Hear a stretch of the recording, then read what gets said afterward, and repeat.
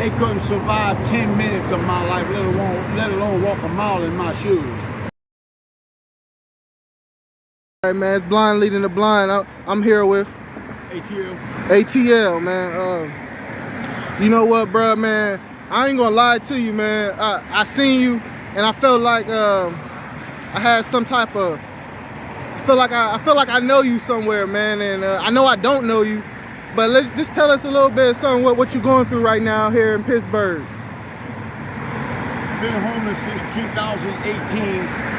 I lost the mother of my children, the mother of all my children, to metastatic breast cancer April 23rd, 2018 at 1:10 p.m. at the Donnell House in Little Washington County, PA.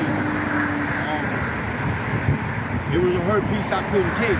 I went, if you want the truth of it, I went and bought an 8-ball of cocaine, I bought a brick of heroin and a half a gallon of green apple Crown Royal. And I mixed all that shit in a spoon and went to shoot. I didn't care. You know what I'm saying? I lost, that was a mother, that was my soulmate.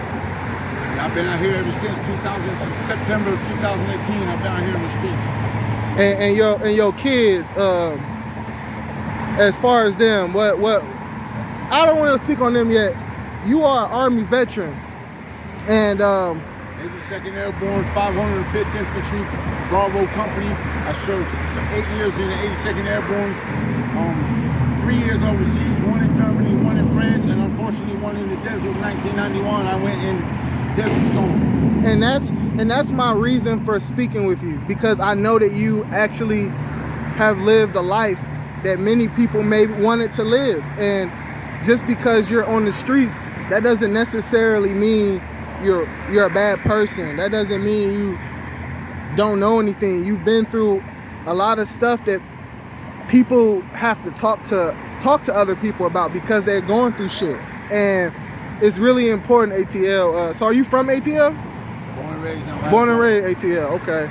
That's probably one of the reasons when I seen you, you look like a brother from ATL, no cap. You know what I'm saying? So I thought brothers pretty much raised me. I grew up in a foster care system.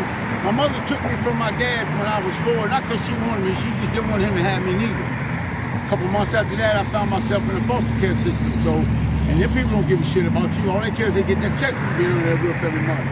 So, but even to that though, you still are an amazing story because you were in foster care and you were able to go into the U.S. military and make something of yourself. I graduated high school. I scored a 135 on the ASVAB. I actually enlisted in the military at the rank of corporal. I came out E9. Wow. I'm used to walking in a room where motherfuckers stand to their feet until I say different. They're telling me at ease or as you were. I came up 3 up, 3 down, Sergeant Major, E9. And that's really important because I am under the impression that a lot of people that live out in the streets are veterans.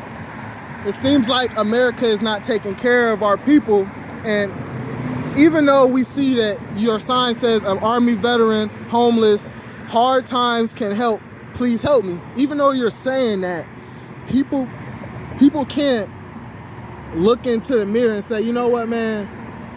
Nah, man, I'm gonna help this guy because they got something they could give to you. But a lot of times, what do you feel like when people turn you down and how the looks that they give you? Truthfully, the looks that they give me don't bother me because I know for the most part they couldn't survive 10 seconds in my life, let alone the years I've spent out here in the streets. I've been out here in the streets, basically I've been out here in the streets pretty much since I was 8 years old. I've been out here in the streets in what we call the game since I was 8 years old. I'm 56 now. They couldn't survive 10 minutes of my life, let alone walk a mile in my shoes. That don't bother me in the slightest because I know I'm way stronger than they could possibly imagine. There's no way they could survive what I go through. There's no way they could survive the things I've been through. No way. I lost my dad March 30th, 2018. Turned around and lost my soulmate, the mother of all my children, April 23rd, 2018. I lost my firstborn daughter, Nicole, April 5th, 2020, almost 2 years to the day. According to the coroner in Washington County, the bag that was on the table with her was 90% fentanyl. She was dead as soon as she stuck herself with the needle. She was dead. Never even got to shoot her. I mean, unfortunately, you know what I'm saying? And I told her all the time, you know, because I do it too. So I tell her, you know what I'm saying? We playing Russian roulette with our lives. You know that, right? Because you never know when the bullet's going to be in the chamber the next time you pull the trigger. That was the best analogy I could come up with, because you don't know what's in the bag when they give you. You never know. You know what I'm saying? And in order for me to get over that, I had to understand that it wasn't the dude. They got him in jail for 2 counts of death by delivery. The brother is in jail. I intend to go to court on his behalf. It's not him that killed Nikki. Nikki killed Nikki. If Nikki wasn't out there fucking with them bags, Nikki would be fine.